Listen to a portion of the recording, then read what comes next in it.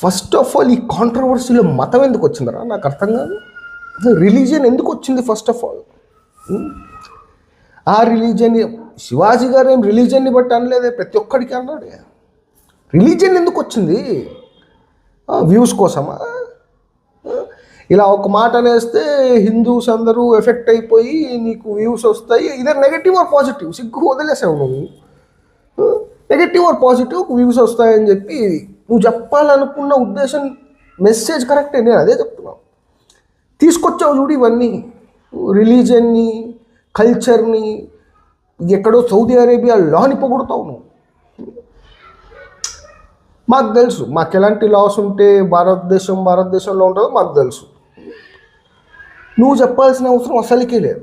మహాభారతాన్ని ఎపిసోడ్లు తీసావు కదా నువ్వు, ఎపిసోడ్స్ నువ్వు చెప్పావు కదా యూట్యూబ్లో అందరికీ. మహాభారతం ప్రతి ఒక్క చిల్లర నా కొడుకు చదువొచ్చిన ప్రతి ఒక్కడు చదవచ్చు. దాన్ని అర్థం చేసుకోవాలి.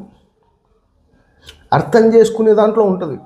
ఏమంటావు, అది హిందూస్ దాంట్లో, ముస్లిమ్స్ దాంట్లో ఆడపిల్లలకి స్వేచ్ఛ లేదు, క్రిస్టియన్ మతంలో ఒకటే స్వేచ్ఛ ఉంది. నీకు నీ మతం గొప్ప అయితే పెట్టుకో, అంతేగాని ఇతర మతాలని ఫస్ట్ ఆఫ్ ఆల్ ఈ కాంట్రవర్సీలు తీసుకురాకు. మతం బేస్డ్ కాంట్రవర్సీ కానే కాదు ఇది. నేను ఎందుకు ఈ కాంట్రవర్సీ గురించి ఎక్కువ వీడియోలు చేయలేదు అంటే, ఎంత మాట్లాడితే అంత గలీజ్గా అయిపోతుంది. నువ్వు దాంట్లో మళ్ళీ రిలీజియన్ ఇంక్లూడ్ చేస్తున్నావు. నువ్వు ఏదైతే చెప్పావు కదా, మొత్తం వీడియోలో ఎక్స్ప్లెయిన్ చేసావు కదా అమ్మాయిల యోని గురించి, ఆ యోనిని పూజించే మతం అది.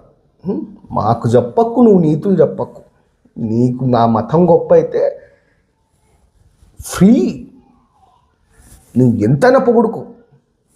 మా మతాన్ని నువ్వు కించపరిచి ఇదంతా చేస్తాను అంటే చూడ్డానికి ఎవడు బఫూన్గాడు ఎవడు కూర్చోలేదు ఇక్కడ. అండ్ ఇలాంటి వ్యూస్ కోసం నువ్వు ఇలాంటి సెన్సిటివ్ ఇష్యూస్ మీద రియాక్ట్ అవ్వడమే నేను 100 సార్లు ఆలోచిస్తా. మాట్లాడినంత గలీజ్ అయిపోద్ది కదా అని చెప్పి నువ్వు దీంట్లో రిలీజన్ అనే ఆస్పెక్ట్ తీసుకొచ్చావు చూడు. ఎంత బేకార్గానే ఎవరిని చూడలేదు నేను. అండ్ మాకు చెప్పకు భారతదేశంలో ఎలాంటి లాస్ రావాలి, ఏం చేయాలి అని చెప్పి ఉన్నారు పెద్ద పెద్దవాళ్ళు, వాళ్ళు చూసుకుంటారు.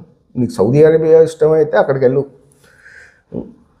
రోజు మొత్తం నువ్వు థైలాండ్లో నీ కళ్ళలో కామం పెట్టుకొని అమ్మాయిలతో తిరుగుతూ నువ్వు నాకు చెప్పకు ఎలాంటి మైండ్ సెట్తో ఉండాలని చెప్పి. బాగానే ఉన్నావు. పిచ్చనా.